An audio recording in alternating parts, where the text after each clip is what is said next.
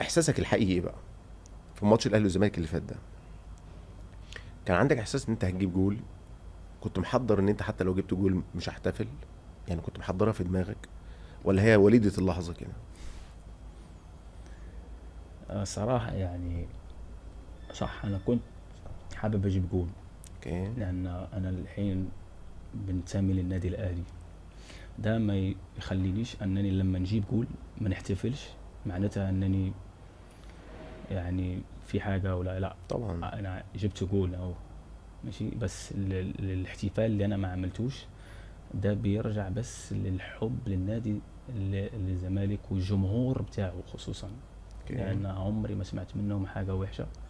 والناس اللي كنت بقابلهم بره وكده كلهم بيشكروني، كلهم بيقولوا لي يعني احنا بنحبك كمان حتى ولو انت رحت الاهلي. ده حب الناس زي ما قلت لك في الاول، ده حب الناس ما ينفعش انت تخسره.